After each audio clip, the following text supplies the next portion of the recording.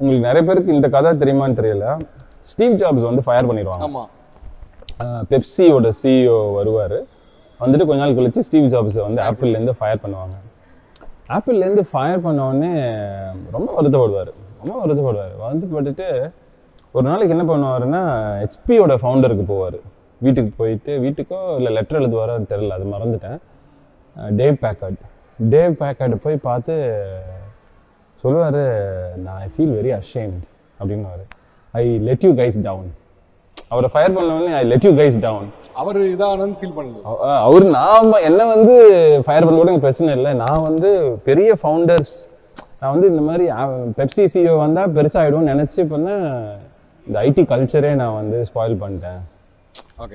அது ஒரு bad precedents, bad example set பண்ணிட்டேன். I let you guys down அப்படின்னு சொல்லிட்டு ஐ அப்பாலஜைஸ்ன்னு போய் சொல்லுவார். அப்போ அந்த அளவுக்கு வந்து ஹெச்பியோட ஃபவுண்டர்ஸ் மேலே he had a huge respect.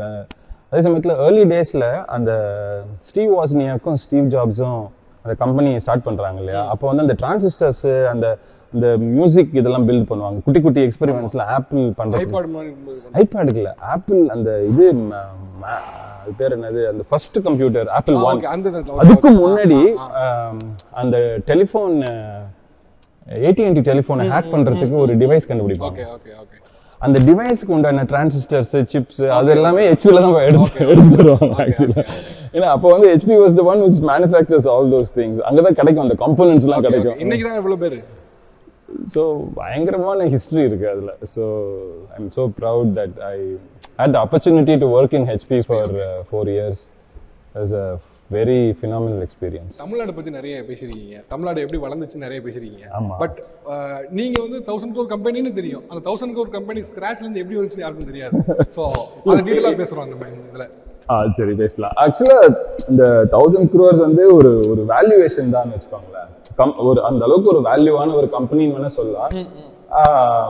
அதுல வந்து நான் ரொம்ப கான்சென்ட்ரேட் பண்ண, அதாவது ஒரு ரீசனபிளி சக்சஸ்ஃபுல் கம்பெனி அப்படிங்கிறது நம்ம சொல்லலாம். ஆக்சுவலா பாத்தீங்கன்னா சாஃப்ட்வேரை பொறுத்த வரைக்கும் ரெண்டு விதமான சாஃப்ட்வேர் கம்பெனிஸ் இருக்கு.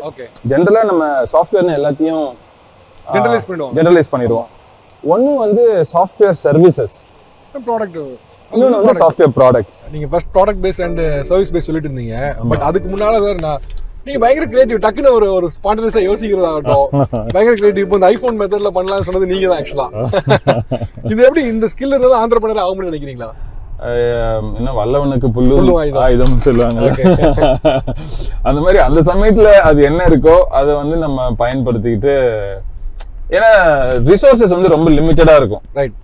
இப்போ அதாவது தேவைப்பட்ட பணம், தேவைப்பட்ட ஆளுங்க, ஸ்கில்டு ட்ரெயின்டு மேன் பவர், இதெல்லாம் வந்து வந்தாதான் சக்சஸ்ஃபுல்லா ஆக முடியும்னா எந்த ஆண்டர்பிரனராலையும் சக்சஸ்ஃபுல்லா ஆக முடியாது.